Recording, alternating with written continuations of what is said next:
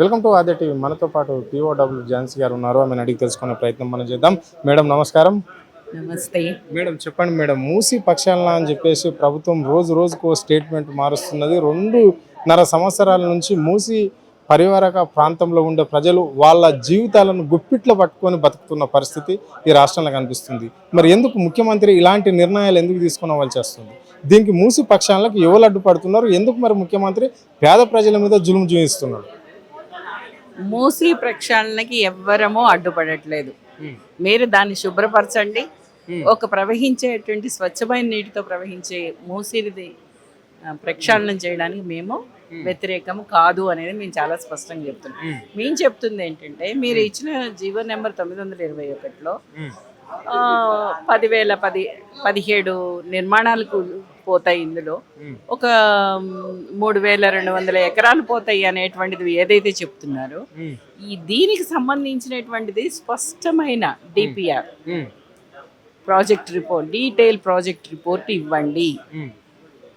మేము మూసీ జన ఆందోళన తరపు నుంచి అది పెట్టినా దానికి సమాధానం లేదు.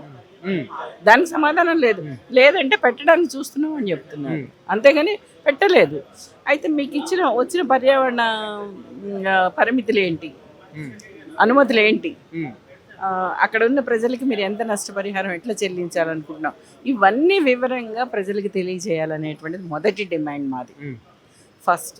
తర్వాత ఎంత పరిమితమైన ప్రజలకి ఇబ్బంది లేకుండా ఉండేటువంటి పద్ధతుల్లోనే మీరు దీన్ని ప్రక్షాళన చేయాలి. దీన్ని అమ్యూజ్మెంట్ పార్కుల కోసము, లేకపోతే వ్యాపార కేంద్రాలుగా తయారు చేయడం, సుందర నందనవనం పేరుతో దాన్ని మొత్తం కూడా మూసీని మరింత మురికిగా తయారు చేసేటువంటి ప్రాజెక్టుగా ఇది ఉండొద్దు అనేటువంటిది మా డిమాండ్. రైట్. ఇప్పుడు సుందర వనం చేస్తాను అని చెప్పేసి రాష్ట్ర ముఖ్యమంత్రి చెప్తున్నాడు. మళ్ళీ అక్కడ కింద ఉన్న నల్గొండ ప్రజలకు ఎంతో ఇబ్బంది అవుతున్నది ఈ మూసి వాటర్ వల్ల. కాబట్టి అక్కడ పంటలు పండడం లేదు, కడుపులో ఉన్న బిడ్డకు కూడా ఎఫెక్ట్ ఉంటుంది. కాబట్టి చాలా మంది హైదరాబాద్ వచ్చి బతుకుతున్న పరిస్థితి ఉన్నది.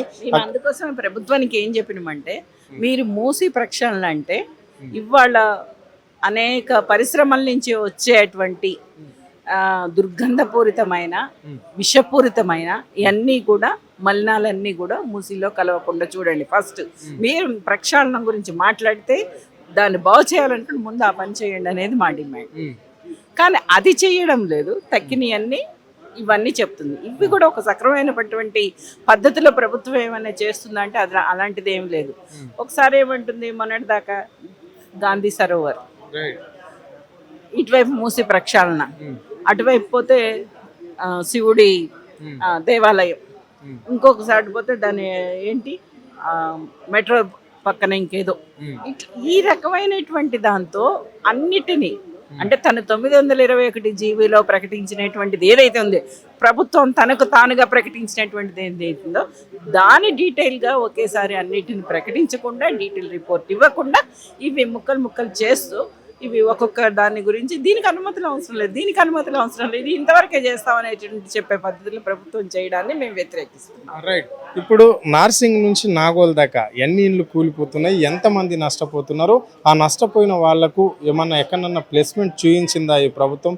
అలాంటి ఇండ్లు కట్టిస్తాము అని చెప్పేసి నిండు సభలో అసెంబ్లీలో కూడా ఇక్కడ రాష్ట్ర ముఖ్యమంత్రి పలుకులు పలికాడు. అది ఎంతవరకు ఇంప్లిమెంట్ అయింది ఈ 2.5 సంవత్సరాల కాలంలో? అందుకోసమే మేము అడుగుతుంది, డీటెయిల్ ప్రాజెక్ట్ రిపోర్ట్ అంటేనే అది. ఏంటి, మీరు ఎన్ని ఇళ్ళు కూలుస్తున్నారు, ఎవరి ఇళ్ళు కూలుస్తున్నారు, ఎంత ఇస్తున్నారు అంటే మీకు తెలుసు కదా మేడం.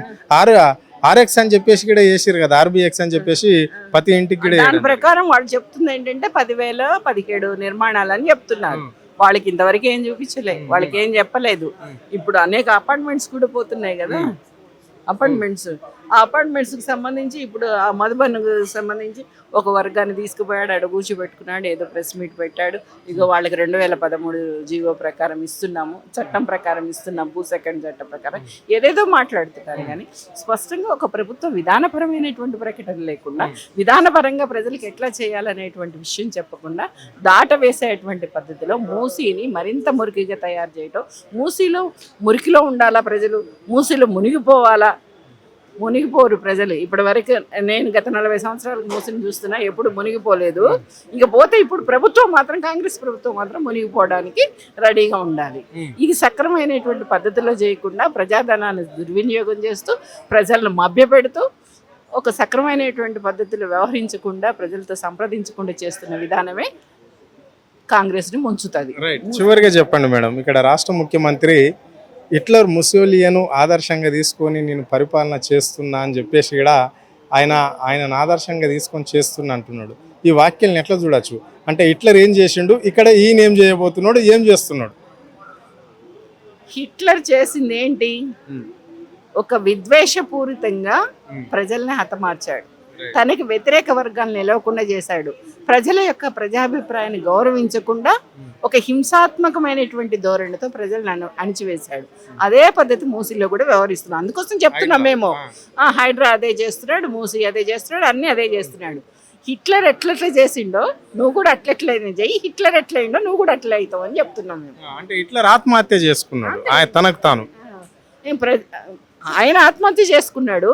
ఆత్మహత్య చేసుకోకపోయినా అలాంటి పరిస్థితి మాత్రం వస్తుంది, రేవంత్ రెడ్డికి వస్తుంది. హిట్లర్ లాగా వ్యవహరిస్తే అదే పద్ధతి ఆయనకి వ్యవహరిస్తుంది. ఇది పరిస్థితి. అంటే ఇక్కడ రేవంత్ రెడ్డి కావాలని చెప్పేసి హిట్లర్ను ఆదర్శంగా తీసుకొని పరిపాలన చేస్తానంటున్నాడు.